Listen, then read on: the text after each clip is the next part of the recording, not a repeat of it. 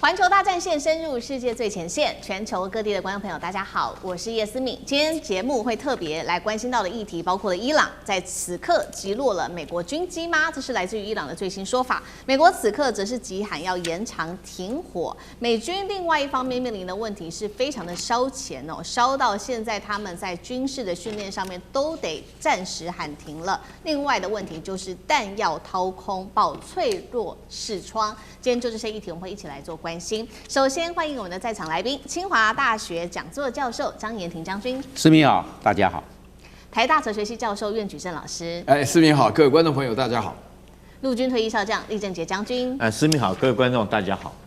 好，觀眾朋友，今天記得幫我們把影片按讚，謝謝觀眾朋友。昨天有非常多的留言湧入，今天呢，希望在本周的最後一天，周五，大家也持續的跟我們做更多的互動。在留言區可以寫下思敏我在哪一個城市收看，那我會親自的來做回復。記得了，也會寫下熱推這2個字，然後呢，看到熱推鍵，記得幫我們按下熱推，讓我們的影片持續的推播出去。今天每一站是3個火線話題，等一下我們會請來賓來特別幫我們做解析，包括就是最新消息，伊朗的這個報復攻勢，在昨天的深夜突然間傳出了巨大的爆炸聲響，現在呢是直接點名美軍擊落了美軍的軍機，這是來自於伊朗的最新說法。中東現在是已經瀕臨全面開戰了嗎？美伊有沒有可能接下來為了一次的誤判，直接引爆失控大戰，把波灣也拖進戰火當中呢？這是第一個問題。第二件事情，我們來看到美軍在這場戰爭打到現在的戰損，其實統計光是38天內，竟然是狂燒了上千枚的戰斧巡弋飛彈，數百枚的薩德飛彈。庫存說要到2030年後才可能補得回來。全球美軍最強的全球神話是不是已經被伊朗給狠狠打破了呢？第三點事情，我們來看到的是，美國一邊說他要停火，但是一邊對伊朗持續的加大制裁，這到底是戰略的施壓，還是其實呢，美國已經打到了彈藥見底，財政也失血，現在只能自己找台階下呢？今天就這些議題，我們會一起來做關心。要趕快來看到的是，伊朗對於美軍的報復行動其實遠遠沒有結束。最新消息來看到的是在伊朗南部的布什爾省突然間傳出的巨大的爆炸聲響。伊朗媒體最新報道了，他說呢，因為防空系統攔截了敵對的飛行器，來自於伊朗的地方官員直接說了，這個被擊落的就是一架美國的軍機。真的是這樣嗎？來自於美國的最新說法說，所有的美軍空中資產都已經清點過了，我們並沒有飛機遭到擊落。現在雙方可以說是各說各話。事實上，我們觀察到伊朗近期態度真的是非常的強硬哦。在這一起爆炸事件發生之前，其實呢，革命衛隊才公開了一個最新的反擊畫面，直接使用的是短程固體燃料彈道飛彈鎖定美軍基地來進行報復。怎麼看這一波行動？是所謂的伊朗所謂的這個敵對飛行器，如果不是美軍的，那到底會是誰的呢？中東會不會進入準戰爭的狀態？厲將軍怎麼看？首先我覺得不管是美軍的中央司令部，或者是伊朗媒體的說法，其實雙方有一些落差，有一些灰色地帶。美軍說我們的軍機沒有被擊落，那伊朗說我擊落的是一個飛行器。那第一個就是說我們要提出的疑問是說，如果你美軍的軍機沒有被擊落，我是相信了，因為如果說一架軍機被擊落，那是茲事體大，那不可能媒體還會遮掩，中央司令部也不太可能說是掩蓋不報道哈。可是會不會是其他國家的？我講的其他國家，譬如說是以色列啦，或者是阿聯酋啦，我們知道阿聯酋也有對這個伊朗發動類似的攻擊，空中攻擊。曾經這個包括到阿聯酋的這種無人機哈，這個也是中方所制的無人機，在伊朗被擊落，也曾經發生過類似這種事情哈，所以會不會是別的國家？第二個不見得是軍機哈，有沒有可能是這個美軍現在也有一款這個仿制見證者136的這種無人機？那會不會像這種自殺型的攻擊機在這個伊朗上空被伊朗所擊落，這種可能性是有的。但是美軍可能為了面子問題，我覺得他是有點閃躲的說法。他說我們沒有軍機被擊落，但是人家講的是擊落飛行器啊。那第二個，我認為說是美國跟伊朗雖然說目前最新的一個狀況是說即將有可能達成和平的這種停戰的一個協議60天，停戰協議60天，但是這個目前來講的話，雙方大概目前還堅持的就是在核武方面的一個達成一個協議哈。那目前聽說最新的進展是在等這個川普來批這個同意。那但是我覺得說這可能這緩不濟急了。可是，在過去的48個小時之內，我們看到美伊雙方零星的動手還是有的哈。最早是美軍去攻擊伊朗南部那個伊什姆島的那種伊朗的軍事基地，那美軍的說法是說我自衛反擊，那自衛反擊代表說他可能是看到伊朗的這個無人機發射架已經上了無人機發射架，即將可能有對他發射，所以他採取先發制人向他擊落。那當然除此之外哈。美軍伊朗來講，在第二次攻擊的時候，伊朗就立刻還以顏色，用他的導彈攻擊美軍在科威特的空軍基地，所以雙方這種小規模的衝突是沒有停下來過。但是我們從這2次的衝突也看得出來，雙方來講還是有克制的哈，他不敢將戰事擴大。這代表2件事情，就是雙方都認為這場仗對雙方來講可能不見得能夠有這個實力打得下去。對美軍來講的話，這場仗畢竟來講。它這個潰糧千里嘛，就從美國本土要運送很多的戰略物資，包括到這個後勤的物資要送到中東地區去，對它後勤負擔是很大。我們現在看到，不管是在德國的美軍的空軍基地或者在中東地區美軍的空軍基地，都停了很多的這種 KC-135加油機，還有運輸機，代表美軍必須要長途的運送物資過去，對他來講是非常疲累的。那尤其是說，現在美軍在這個整個這個波斯灣這個地區了哈，還停留着2艘的航母戰鬥群，那每天的燒的錢是很多的，所以美軍。我認為美國來講，可能沒有這個能力再繼續打一場持久的戰爭。那就伊朗來講的話，這場戰爭打到現在，如果說有機會，他能夠獲取到，譬如說讓荷姆茲海峽能夠正常開放航行，然後他不再被美國管制，他的伊朗的港口不再能夠輸出，他能夠解除對他伊朗的經濟制裁。我覺得這些種種方面，甚至於在核武方面，他如果能夠尋求一個突破，比當年這個對他的這種核武的約束來講會放寬一點的話，那對伊朗來講，他等於就是獲得一場勝利。所以說，伊朗大概也不想在軍事上面繼續擴大這個戰爭。对，好，所以我們看到，其實呢，剛剛將軍也特別幫我們提到了這個美伊停火60天，美軍光是部署他的武器在各個地方，其實就已經是非常燒錢了，更不要說最近幾天發生了一共是2次的零星衝突，又是另外一筆非常大的開銷，還有戰損。所以呢，我們也來看到現在呢，美國智庫最擔心的事情就是美軍除了燒錢之外，它的彈藥庫存已經越來越少了，幾乎見底。光是他們統計前38天戰爭爆發之後的38天，美軍的耗損到底有多少？我們看到具體數字1000枚的戰斧巡弋飛彈庫存要等到2030年才有可能補回來，還有超過200枚的薩德攔截飛彈到2029年才補得回來。報告直接說了，美軍現在已經出現長達數年的彈藥脆弱期，在庫存恢復之前，恐怕很難應對其他地區的衝突了。CNN 也爆料說呢，這個燒錢的不只是美軍的彈藥而已，其實也拖垮了美國的日常運作。CNN 直接說了，迫使美軍現在部分的訓練得取消，還有一些裝備延長這個維修，也緊急的向國會來追加預算。但是呢，我們看到預算沒有加成就算了，現在位在德州的美國陸軍第3軍訓練的預算更是直接大砍了2.92億美元，這包括當中有軍醫的一些訓練、飛行的訓練、新兵的訓練。現在是全面的大縮水，38天就打成這樣了，接下來還有可能繼續打下去嗎？張將軍怎麼看？因為美國現在是它的彈藥消耗快，但是生產速度慢，所以它補的就會慢。那我們看這38天的伊朗戰爭，美國消耗的戰斧巡弋飛彈就消耗了1000枚，美國總共有3100枚戰斧巡弋飛彈，那你1000枚將近消耗了1/3。對，那我們看你就要補啊，那美國現在整個加班來生產。一年只能生產600枚戰斧，那你要補2年了。那外國還在買呢，像日本好了，我們講日本訂了400枚戰斧，那當然拿不到，1枚都拿不到，他已經簽了，都簽了。那澳大利亞本來買200枚，現在他加買200枚，要買400枚，都要不是只是美國在，英國也在買戰斧，所以不是光是美國要戰斧，那換句話說，他要供應到其他海外，那其他錢都付了，還拿不到貨，是問題在這個地方，所以是變成了供不应求，是美國目前軍工的狀況，而且現在知道這個中國大陸把稀土抓在手上，你的原料還受限，你要生產戰斧，那你要看你原料夠不夠啊，不是你的生產線夠不夠啊，是個問題。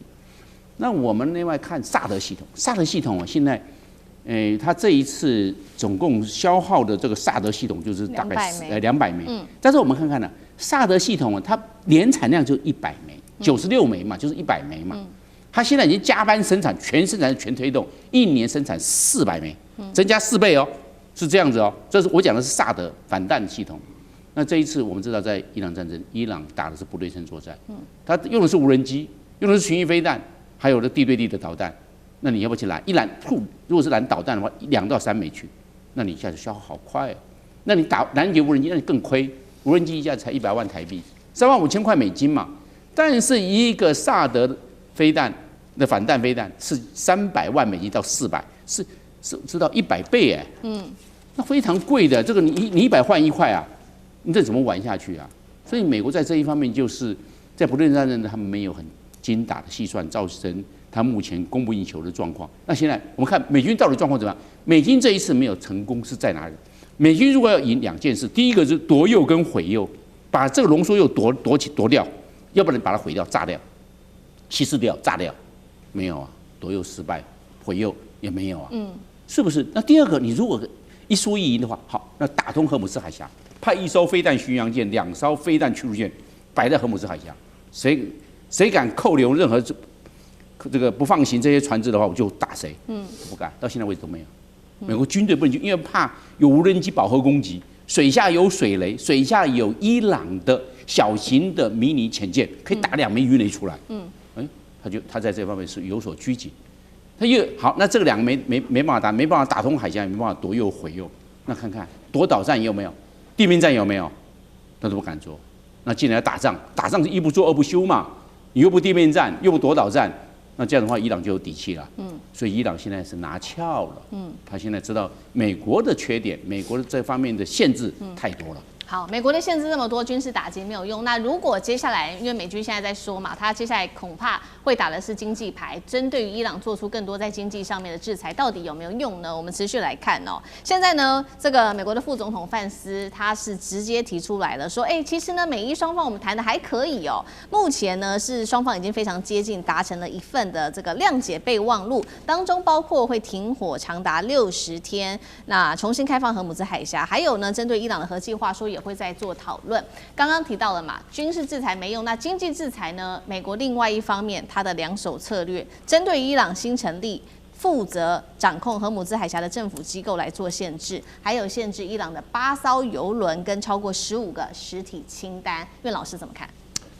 這個講起來有點矛盾啊，真的是消息很難分析啊，因為前不久打起來的話呢，理由是自衛，是因為看不到被受攻擊的那一方是自衛，但是攻擊在哪裡沒看到，自己在打起來。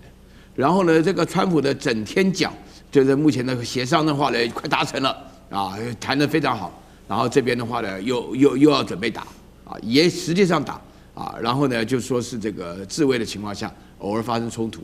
我覺得分析成這個3個原因啊。第一個原因的話呢，就是說美國本身呢，這個國會60天呢，就並沒有授權，所以不敢講說真的打。說叫自衛啊、衝突啊什麼的，就是繞過國會上的要求，其實都是一個不合法的措施了。然後第二個呢，范斯是從頭到尾這個 MAGA 是反對戰爭派的，那他現在做的是很不情願的，就是說停火延長60天，這個沒道理的，要停火就停火，怎麼延長60天？60天後再打。對。然後呢，這個重新開放荷姆茲海峽，荷姆茲海峽沒有被封閉過，荷姆茲海峽只是通過伊朗要經過伊朗申請啊，就是准啊什麼的。然後第3個的話呢，限制伊朗的核談判，這個是穆杰塔巴說過，這根本不可能的事情啊，因为呢，伊朗也非常清楚它的未來在哪裡。那現在的話呢，就是說美國最厲害的就是經濟封鎖啊、制裁什麼的啊這樣弄。但是你這邊問到我說，這個伊朗真的會退縮嗎？答案是不會，伊朗是受侵略的，伊朗人氣在心頭啊，一下子把這個穆杰塔巴的爸爸啊，就哈梅尼耶的話呢幹掉以後呢，伊朗上下心就全部結合在一起，伊朗的總統、伊朗的議長啊、伊朗的外交部長，原來都溫和派，現在伊朗沒有溫和派了，全部都是上下一心啊，就是光腳的不怕穿鞋的，就跟美國打。我覺得非常清楚啊，這個戰術的話呢，首先就是消耗戰。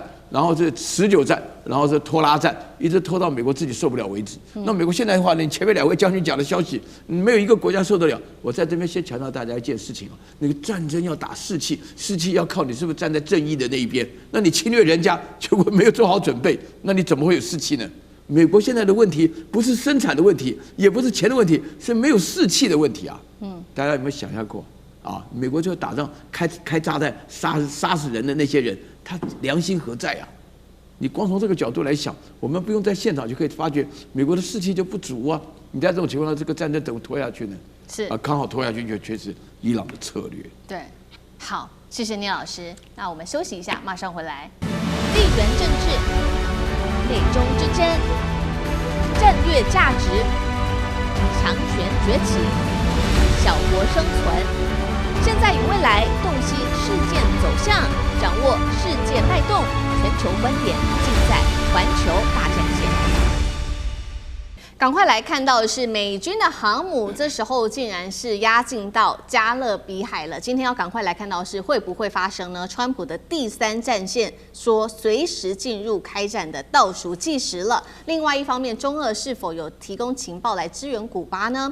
俄軍則是說了，有傳出來說真果樹導彈疑似瞄準美國的後院，也就是說放在古巴這個地方。今天就這些議題一起來做關心。好，如果觀眾朋友你想要跟我們做互動的話，歡迎在留言區寫下。如果您認為美國很快就會入侵古巴，可以在留言區寫下1。如果您認為說時間還早的話，留言區寫2，跟我們一起做更多的互動。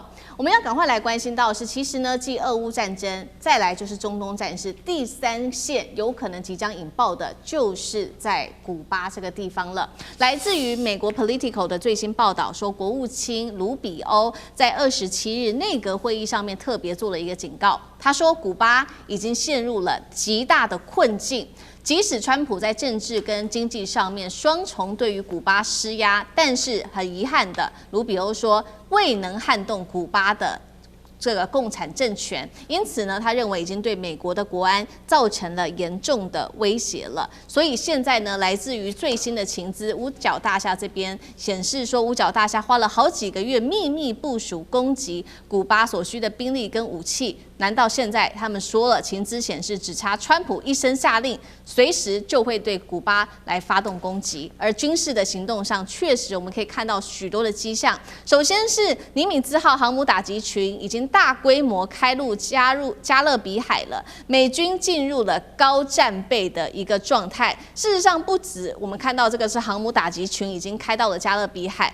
美軍在過去幾個月早就已經有大動作的集結了。趕快來看一下細節。包括大量的先進無人機、偵察機持續的在古巴周邊不斷的做盤旋跟偵察。再來看到就是這個兩棲攻擊艦哦，這一艘是基爾薩奇號，停靠在維吉尼亞的外海，持續的做待命，而且艦上有2500名的海軍陸戰隊員已經進入到新部署的一個狀態了。在能源上，美國早就已經對古巴祭出非常多的制裁封鎖，大規模的停電在當地已經是非常常見的，經濟崩潰甚至陷入到數十年最慘的一場經濟危機當中。那麼我們古巴方面趕快來看到他們的外長最新喊話，連古巴都認為說這場戰爭是會隨時引爆的。趕快來看到是副外長直接說了，美古談判現在已經陷入僵局了。他認為美國軍事侵略風險已經在持續的升高。外交部長也說了，警告接下來發生的任何軍事行動可能都會引爆血腥的屠殺，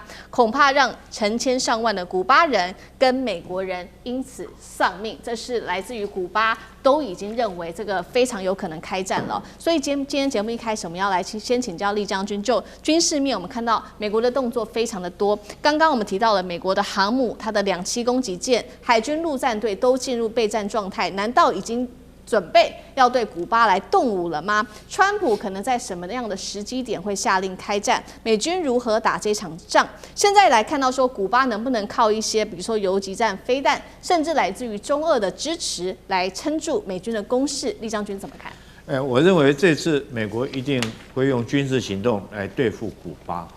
那為什麼呢？第一個，美國現在川普急需要一場軍事上的行動的勝利，來挽回他國內的這種形象上的颓敗哈。因為在伊朗這場戰爭之中，很明顯我們看到美國已經屈居於下風了。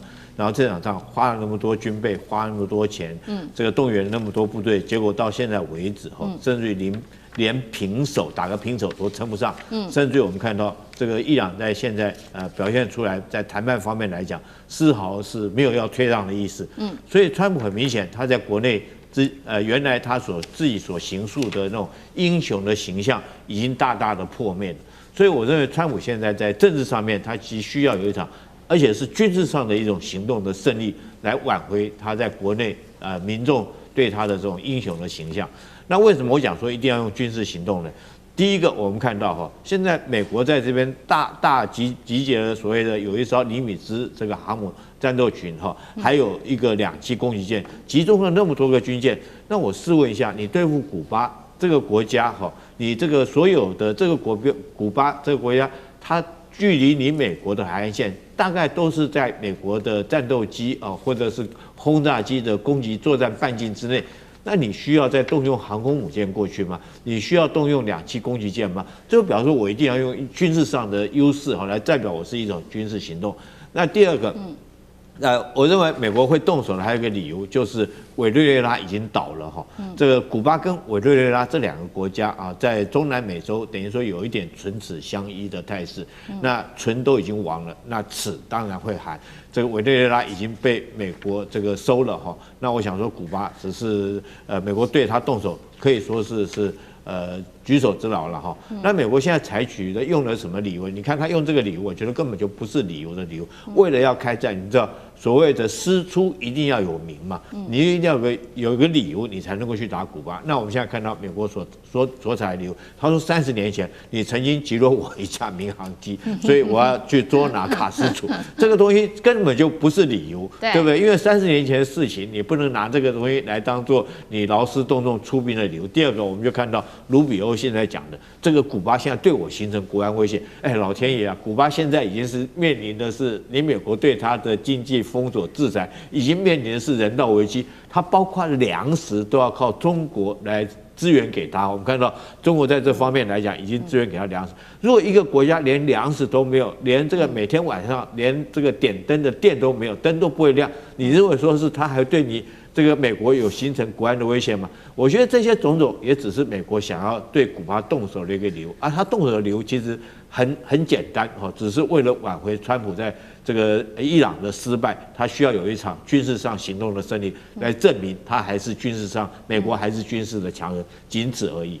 好，所以我們可以看到這個美國大動作，現在看起來是不是隨時就會引爆下一場第3線的戰爭呢？其實現在美國它還有擔心的另外一件事情，就是說，那古巴會不會有靠山？會不會有來自於中國大陸跟俄羅斯的幫忙？剛剛將軍幫我們提到了嘛，目前中國大陸提供給古巴的呢是人道上的援助，也就是提供稻米而已。現在根據了解，中國已經向哈瓦那提供的是1.5萬噸的一個稻米，這是來自於中國的幫忙。那俄羅斯的部分現在也說呢比較具體，盧比歐直接公開指控說，古巴正從中俄獲得武器支援，包括了中俄情報單位。那麼俄羅斯的具體武器，我們也來看到說呢，俄羅斯現在考慮在古巴跟委內瑞拉這邊部署真果樹導彈。當然了，這個俄羅斯的官方是有否認這樣子的一個消息，說只是某一個專家在講，但是確實現在有傳出這樣的一個消息。另外一件事情就是有一架俄製的飛機遭美國曾經制裁過的重型運輸機抵達了古巴，引發外界的高度關注，因為這架飛機過去都是幫助俄國的軍火商運送它的這些火箭，還有它的彈頭跟重型武器。現在就在想說，會不會這些武器也是要運給古巴的呢？那接下來有沒有可能看到了，包括來自於中國大陸、俄羅斯對於古巴的幫忙？在這一場戰爭也會一起介入。那張將軍怎麼看？我認為這個俄羅斯也好，中國大陸只會關注，非常甚至嚴重的關注都可以，但是沒有辦法幫助。那關注不幫助，因為家家有難念的經。俄羅斯因為烏克蘭戰爭第5年了，他現在重點是要放在烏克蘭戰場，倒不是放在古巴，距離又那麼遠。那古巴呢，跟美國就隔了一個。我們講佛羅里達海峽那麼近，才70英里，才100多公里。如果上面的小島的算進去的話，那距離最近就70公里而已了。你的島嶼要再算，所以太近了。美國航空母艦不用，直接從佛羅里達半島直接起飛機，那個船直接就過來了。所以，俄羅斯採取的重點是放在他自顧不暇，放在這個烏克蘭。中國大陸呢？中國大陸採取的是和平主義，所以他對古巴上面呢也這個愛莫能助。那你這樣的古巴靠自己。那古巴有3大短板。第一個，古巴距離美國太近，他就要想到這個地緣戰略，他就吃虧了。如果遠，像那個伊朗那麼遠，那1萬公里，那他可以在那好整以暇。但是不一樣啊，就在我家門口，直接美國就給你實施教訓。第二個，古巴兵力單薄，你不要看他這個1000萬人口啊，那軍隊只有5萬，你怎麼打？軍隊5萬你怎麼打？國防預算1分錢1分貨，國防預算還不到30億美元，那麼少，30億不到30億美元，要去你就窮嘛，窮就沒有辦法。那你這個軍隊怎麼養？或者戰力上太容易被美國直接這個束手就擒了。所以，那在另外一個角度，從地緣戰略來看，古巴啊，你不要看它10萬平方公里，它是怎麼樣呢？它是平原跟丘陵，無險可守，不是那高山大川那種。你這個連這個地缘戰略在國家的地略上都有些問題，不是那麼容易來兼顧來守的。那換言之，古巴在這方面，從美國來看，到底美國會不會對古巴？我認為下手的幾率極高。為什麼？第一個，那烏克蘭戰爭，反正你們繼續打吧，美國反正也不會在乎。對，川普一上來本來很關心，現在川普上任1年半了，也沒有在乎這些，讓子彈繼續飛。在這個伊朗戰場呢，美國沒辦法得分，那就是他倒霉的時候了。因為這古巴就倒霉了，我沒那得分，我要補分啊，哪邊補分？那古巴補分就好了。你是不是反而是這個樣？為了去補分，古巴就變成犧牲品了。我非要辦你不可，為什麼？我要加分回來呀，不然我川普的聲望還是一直溜滑梯啊。對，是不是？反而為了補分，結果古巴就要犧牲了。我認為這個趨勢，古巴要非常的謹慎。好，隨時很有可能開戰。那苑老師又怎麼看？我覺得美國攻打古巴，我先問一下這個動機哈。這個動機剛剛強調就是盧比奧他自己就是古巴難民嘛，對不對？就是說古巴的共產政權對美國的安全構成威脅啊。你認為這句話合邏輯嗎？因為古巴人活得好好的，大概古巴的健康保險是有名的好的。古巴人的話呢，就是唱歌跳舞。我們小时候唱一條歌叫《灣達拉梅拉》啊，就是從古巴流行起來的，對不對？大家都覺得古巴是除了產那個甘蔗以外，還產它的煙草啊。古巴是一個非常好的。我這個有一個觀點，我認為說這古巴的弱點呢，古巴離美國很近，離佛羅里達很近啊。我覺得這剛好是它的優點啊，因為古巴當初1962年，我那時候2歲啊，為什麼說產生了古巴的飛彈危機？因為它就在美國旁邊啊。對不對？他對美國的位置構成威脅，人家自己要選擇他的意識形態。古巴活得很好啊，在現在講，盧比奧當然是借着機會難民流到美國去，現在成了國務卿回來。但是你不能夠講說人家基本上是要實施共產主義、社會主義，但違背了美國。我們要問一個問題：美國為什麼會覺得共產主義對他構成威脅？因為美國是貧富不均的資本主義啊，不能夠看到大家過好日子啊。要告訴你說，一定要努力，一定要從這個共產主義就是一個壞的。我那個時候在留學的時候，只要你是有加入共產黨，你就不能夠去美國啊。後來大家都覺得說是慢慢，現在這一條可能好像就不存在了。但是我要強調一個重點，就是說，大家看到沒有？看到那個張照片有沒有？大陸的國旗就是共產黨啊，中國共產黨他不支持古巴共產黨，他支持誰啊？先給鬧扁啊！面對戰爭的時候，大陸就是停火協商。聯合國啊，再加上人道主義，大陸要做這個事情。我必須要強調一件事情，美國對古巴的話呢，聽這個兩位將軍的口氣是說啊，一個就是說是卡斯楚啊，卡斯楚的話呢，30年前發生了一件事情啊，就是為了古巴兄弟會，這些裡面殺掉的美國人，其實大部分都是古巴人啊，他們自己非要飛到那裡面去不可，那就把他打下來了。這種情況下死了4個人，在這種情況下，卡斯楚已經94歲了，要把他引渡啊。覺得那個馬杜羅，我說句良心話，用這種同樣的方法啊，引到半路上，搞不好就死掉了。我跟你講，94歲年紀很大。那另外的話呢，要強調一點，就是說，如果要古巴更改的話呢，什麼叫做勝利？就是說，美國要取得勝利的時候，一定要登陸上去。對啊，雖然你剛剛說古巴兵力很弱什麼的，但是這不是世界和平的原則啦，這不是叢林法則嘛？你認為中國跟俄羅斯會靜靜的看到美國這樣子就耍特權，欺負一個弱小的國家嗎？古巴並不弱啊，他們的意志很堅強啊。1960年到現在已經64年了，對不對？他們能夠撐過來，人家過得非常快樂啊。那大家看到古巴的生活當中，車子是很老很舊，也沒什麼能源，但是基本上人很快樂啊，都看到肥肥胖胖的，唱歌跳舞啊，很會跳，天天在開 party 啊。那這樣子一個快樂的民族，難道不是人活的目的嗎？你何必一定要破壞它呢？你的理由是什麼呢？我真的不懂。好，謝謝苑老師。那我們休息一下，馬上回来。地緣政治。美中之爭、戰略價值、強權崛起、小國生存，現在與未來洞悉事件走向，掌握世界脈動，全球觀點盡在環球大戰線。趕快來看到是美債100年來的熊市正式的引爆，另外還有就是在美國當地的停滯性通膨問題，還有最新公布的 GDP 跌到1.6%，重點來了，企業的獲利最新統計竟然暴跌了80%，美國人窮到還得變賣家產，這個時候川普想着是只想他的肖像登上美鈔，末日博士也在此刻警告了，危機才正要開始。觀眾朋友歡迎留言互動，如果您認為美國的財政恐怕陷入危機，留言寫1；如果您認為還非常的健全，還非常的穩定，可以留言寫2，跟我們一起做更多的互動。趕快來看到現在呢，在美國內部，在多條警報可以說是同時亮起紅燈。首先我們來看到的是長天期的美債，剛剛說了陷入100年來最長的一個熊市，價格從2020年當時的高點可以看到是一路都是向下崩跌的，市場現在也重新開始評估美國的財政赤字問題，跟它的信用跟美元霸權到底還能夠撐多久。所以呢，此刻末日博士直接出來喊話了，他警告美債危機不再只是債券價格的修正，而是現在全球對於美國的信任度、主權的信用重新做定價了。他說衝擊可能不輸當年2008年的金融海嘯，而且他認為危機從現在才正要開始。美國的經濟警訊，首先我們從 GDP 很快的就可以看出來了，第一季的 GDP 下修到1.8%，已經是有這個消費疲弱的現象。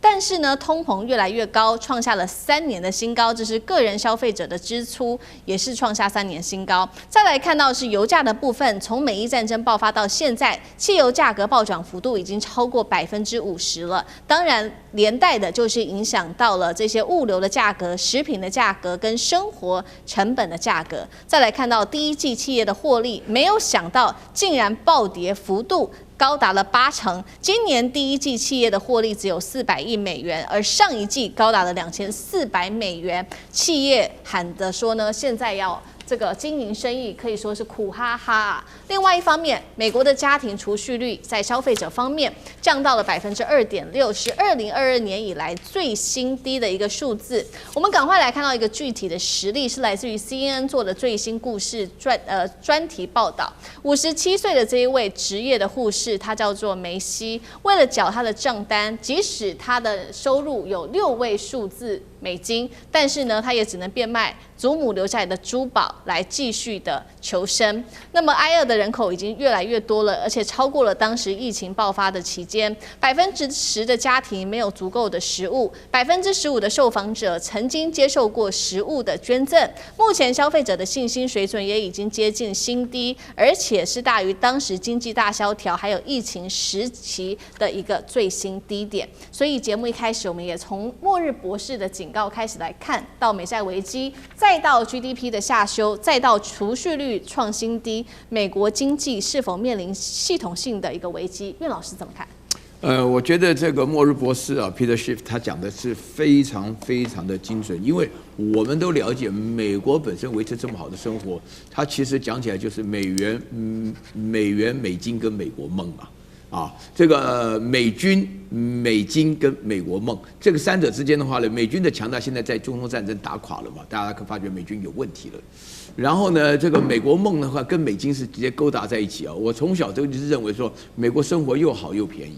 這個是我自己的印象。我到了加州去，到了 LA 啊什麼的，他們確實生活當中的話呢，我們都是出口給美國，美國只要賺錢容易這樣講。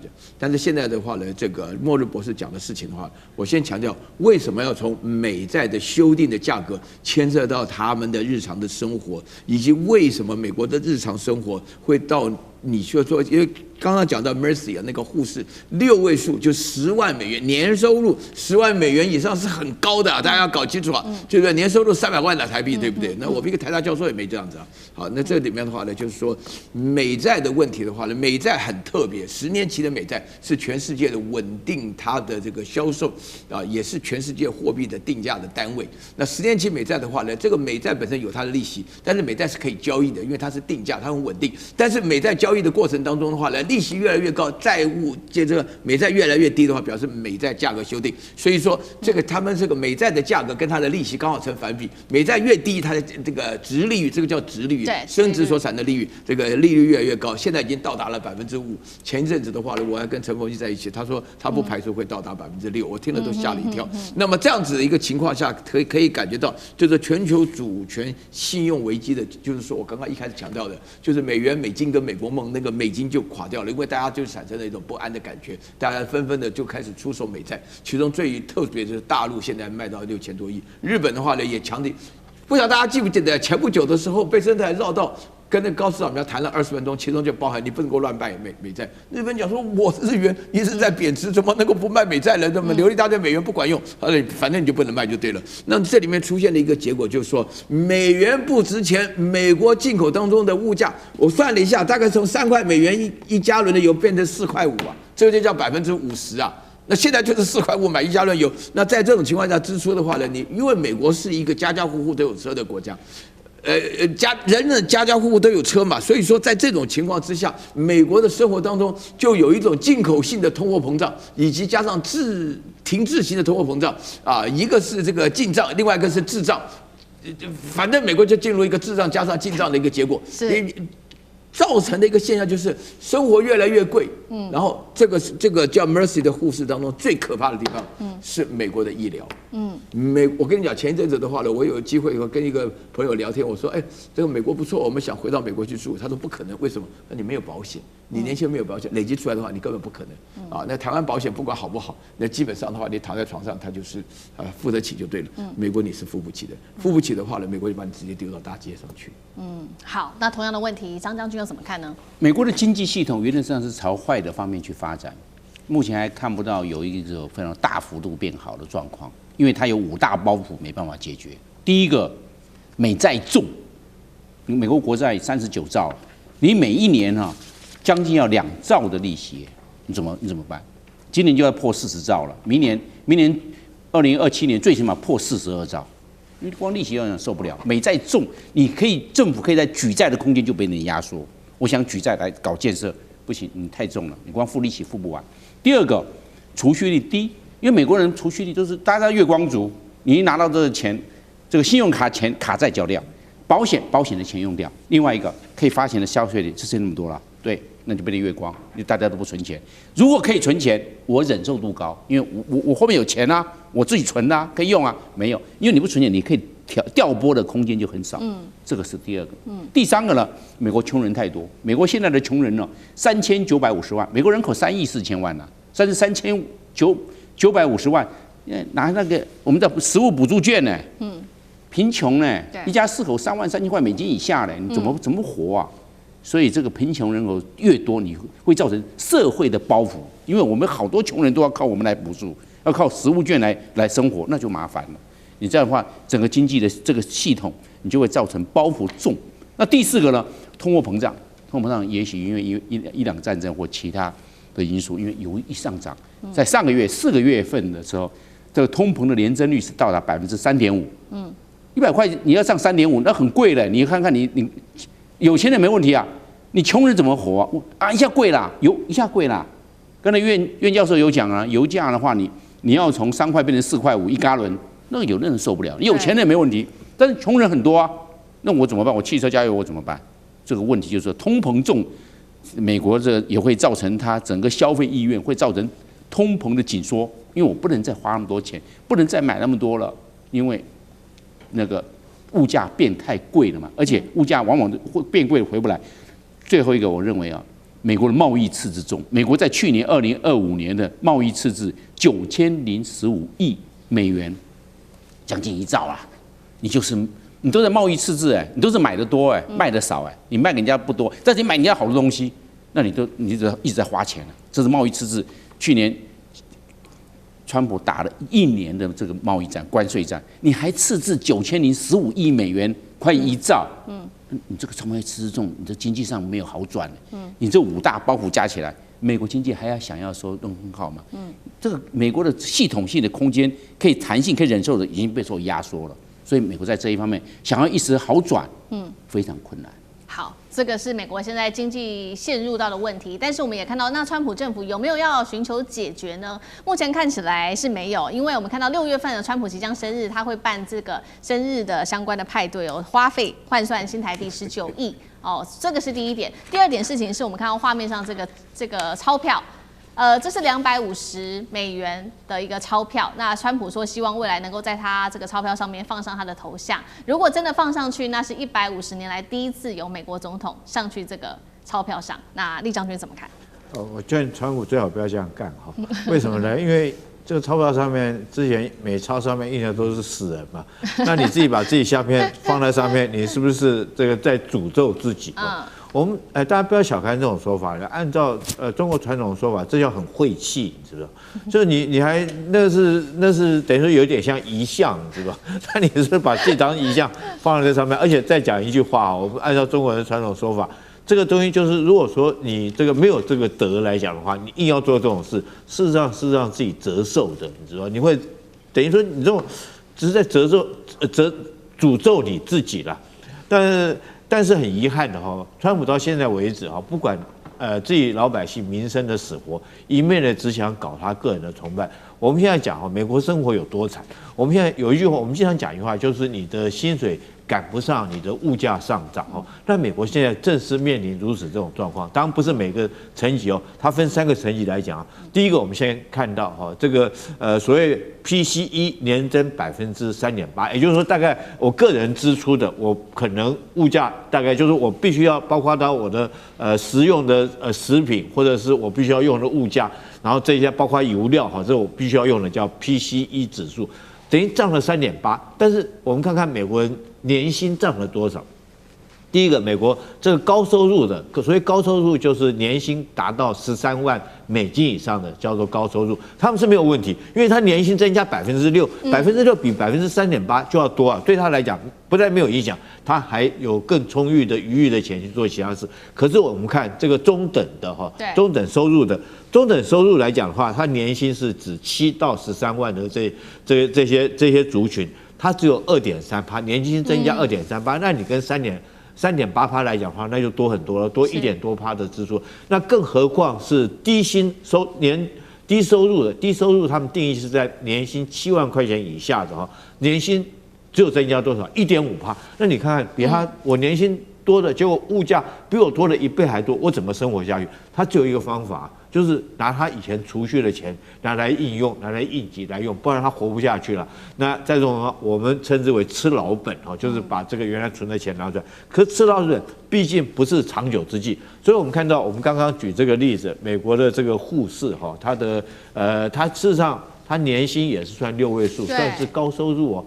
他現在如果說按照他自己所講，因為通膨，因為伊朗戰爭造成油料的上漲哦，在美國生活，你一出門就要開車，那個油價對他們來講是非常大，他們沒有什麼太多的這種大眾運輸工具，所以他油價對他來講是很必須，而且一定要有的一筆負擔。那現在油價上漲，通膨的因素，他現在雖然說年收入到達這個6位數字，可是他扣掉這些錢以後啊，他每一周他能夠用的錢，現在美金15塊，15塊他怎麼過得下去？所以我們剛剛這則報道，他自己本身雖然說是一個職業護士，可是他連看病他都沒辦法去看病，他因為只剩15塊，大概吃飯錢，所以他將他自己。這已經在這個醫院裡面掛號的號給他取消了，就是他沒辦法看病。你想想看，美國老百姓生活有多的这种多么的悲慘，尤其是中下階層的收入。那川普在這時候一心只想把他的人頭像搞在這個鈔票上面，我覺得真的是對美國來講，老百姓來講看在眼裡哈，那真的是極大的一個諷刺啊。好，謝謝酈將軍。那我們休息一下，馬上回來。地緣政治。美中之爭、戰略價值、強權崛起、小國生存，現在與未來洞悉事件走向，掌握世界脈動，全球觀點盡在環球大戰線。趕快來看到最新消息，解放軍怒嗆荷蘭軍艦挑釁，於是呢發動的是電子戰來發威，要驅離荷蘭的德魯伊號。今天會來關心在荷蘭最近期跟中國大陸多次的對峙，包括有關於艾斯摩爾的議題、安氏半導體的議題、中荷恩怨。今天我們就這些細節做一次比較詳盡的報道解析。中荷之間，我們來看到是再度的爆發，這次的是軍事緊張衝突，地點就在南海的西沙群島。我們來看到荷蘭的軍隊、荷蘭的海軍，這個是德魯伊號護衛艦進入南海的西沙群島的海域之後，多次的發動了起降它的直升機。那麼另外一方面呢，我們來看到的是中國大陸的部分也立刻做出了反制，它派出的是它的護衛艦來全程監控，並且用中英文進行對於荷蘭船艦的警告。來看一下現場的最新畫面。荷蘭直升機 NH90， 我是中國海軍553艦，你已侵犯中華人民共和國領空，立即離開，立即離開。這是中方所做出的反制。另外一方面呢，中方甚至是出動了他的戰機巡弋，並且在上頭掛載了霹靂10空對空飛彈。解放軍的部分，另外一方面也實施了電子上面的干擾，結果在干擾之後，荷蘭的軍艦是立刻離開了這片海域。我們來看到荷蘭方怎麼說，他說德魯伊號的護衛艦在這邊行駛是我們的航行自由權，而中方的反應則是說荷蘭嚴重侵犯了大陸的主權，違反了國際法，而且破壞南海的和平跟穩定。他還說荷蘭的挑釁行徑極易引發誤解跟誤判，會帶來嚴重的安全的政治的後果。所以今天節目一開始特別來看到解放軍罕見的主動宣布用電子干擾來驅離這一艘荷蘭軍艦，為何主動承認它是用電子干擾？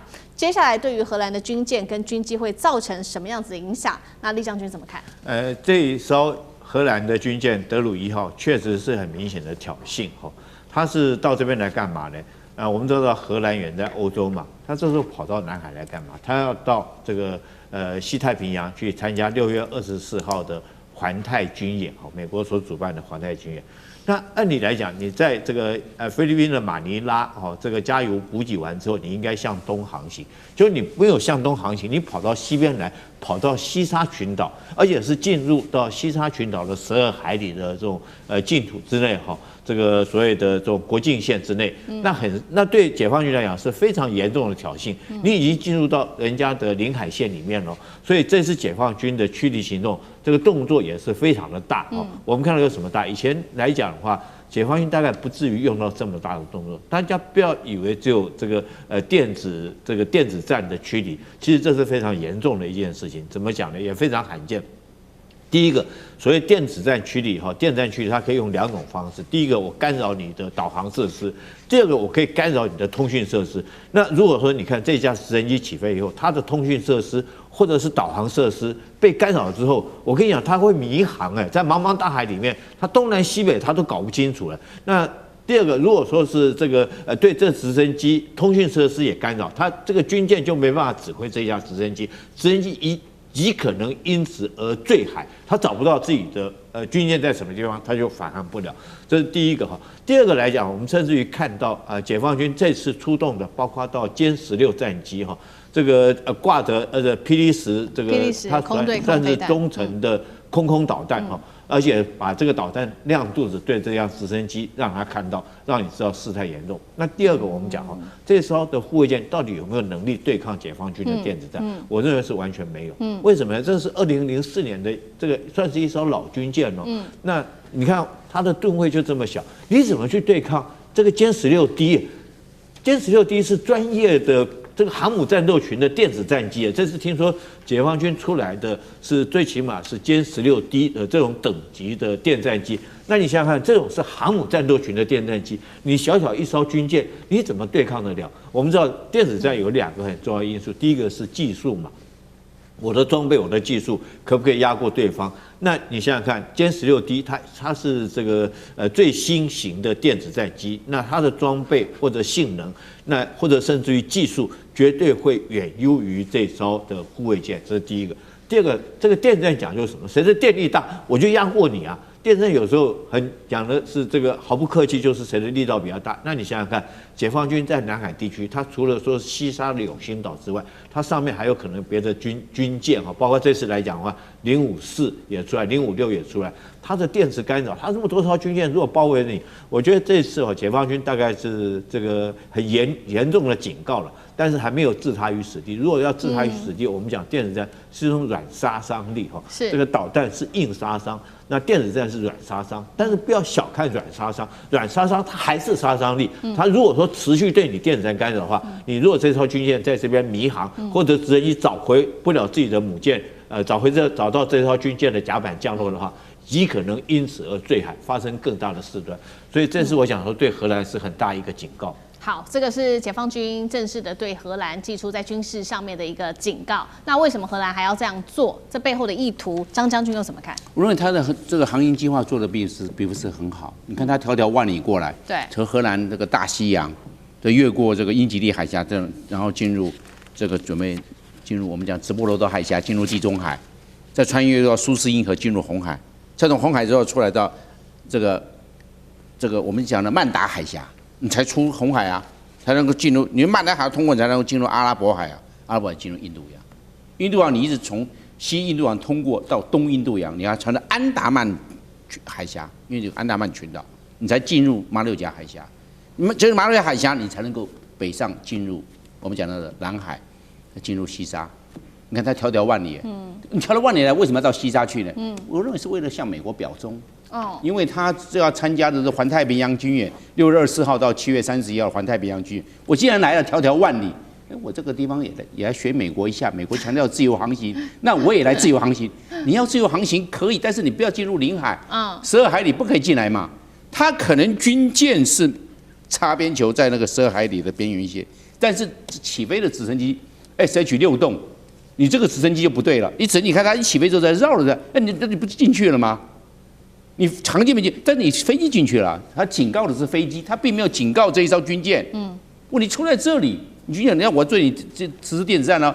他這個掛的這個霹靂1洞，霹靂1洞是短程的，就是準備對直升機，不是霹靂1洞不是打這個他這個我們講的這個飛彈護衛艦啊，不是，就對那個直升機嘛，是，所以沒有航行計劃，你這直升機你要去，你要知道你有沒有 GPS 定位，不要它有個這個按照西大星島，它這個12海里把它畫出來嘛。我們沒有畫，一起來就以為可以逛大街，在那邊海洋上飛行，反正海洋上又沒有劃線，但是你一飛到零，一飛。所以中國大陸現在，中國大陸在這一方面，逢機必查，逢艦必跟，這是中國大陸原則。就你踩到紅線了，你進來了，中國大陸能不警告嗎？那不是我警告的話，他會被查辦，軍法查辦你這個失職啊！你要進到領海你都沒有做，按照 SOP 嘛，先廣播，然後再不行的話就實施電子戰哦，因為都會有。有警戒區，警戒區完變成是攔截區，你要到進入啊變成摧毀區。你現在已經進入警戒區了，都已經越進來了，那我就要攔截了。所以他就做警告，強調做電子戰，這個換句話這個程度已經升高了。那荷蘭他沒有要做航行報告，如果事先跟通報對中國大陸那沒問題，沒有通報，那就是為什麼不通報？向美國表忠幹嘛通報呢？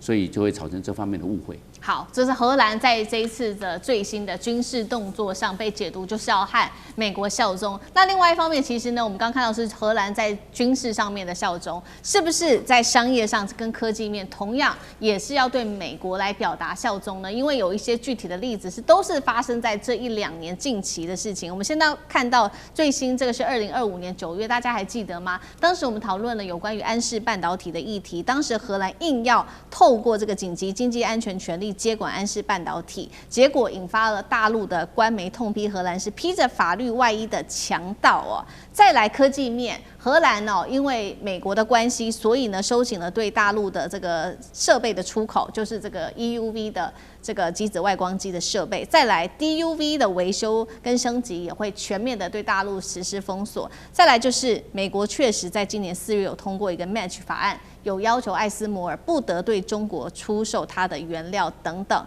為什麼它從各種方面，軍事科技等等商業都要跟中國大陸對着幹？韻老師怎麼看？荷蘭這個國家根據美國的指示，然後來進行反中的事件，是其來有自，非常非常有傳統的。我1983年出國的時候，到這個比利時去留學，坐的飛機就是坐的 KLM 的。大家要知道，那個時候中華民國處境是極其困難的，唯一在歐洲能夠直飛到台北到阿姆斯特丹的唯一的航線，不曉得你們有沒有記憶？就是 KLM 荷蘭的航空公司是唯一飛的。那個時候不能飛越大陸領空啊，就要第一站到泰國曼谷啊，然後第2站的話要到阿布達比，然後第3站才飛到阿姆斯特丹。啊，是這種情況。荷蘭完全是配合美國的做法，荷蘭跟美國的關係非常熟，我太熟了，我就住在那裡嘛。在比利時，我住在荷蘭語區嘛。荷蘭人是全歐洲裡面生活習慣最像美國人的環境啊，所以荷蘭做的事情，你現在講了3件事情。第一個的話，荷蘭的艦艇啊，就是德魯伊特的，他這個德魯伊特，他到了那個西沙群島，其實呢就是在挑釁，完全就是在挑釁啊！所以說大陸採取這個殲16警示性的電子干擾啊，就是讓你這個本身你的雷達看得跟那個雪花牛肉一樣，你根本看不清楚什麼東西啊！這個大陸就是做法上。然後第二個，你講到說是那個安氏半導體，荷蘭的公司安氏半導體莫名其妙的就突然把這個叫什麼文泰科技的中國安氏的就沒收了，不准你賣了。那中國這個文泰科技講說，我給你面子叫安氏，我不叫安氏，反正就不出貨，東莞那邊的貨就不出來，所以鬧了很長一段時間。但是荷蘭態度非常強硬啊，荷蘭人基本上的話呢，長那個樣子的話，他特別驕傲，哎，種族歧視啊，非常嚴重啊。然後這個第3點的話呢，就是說是這個 ASM 啊，這個光科技是真的例外了。你知道為什麼例外嗎？因為安氏半導體他們都是些普通貨嘛，對不對？就是這個低端的這個半導體，這個汽車用的。然後那個船艦的話呢，這個大陸它根本就不是对手，一下子搞不好打的。但是它的那個有關於那個光刻機的話呢，它出產那種。你知道 EUV 跟 DUV 不一樣，那個 EUV 的話呢，它全世界沒有幾個買家，所以他就抗議了。他講說他自己講了一句非常有名的話，我最用到。他講說，你這個在沙漠中不給他食物的話，他一定要找出自己的想辦法發展，因為這是生存的問題嘛。所以說這個 ASML 的這個 CEO 就表達了說，對美。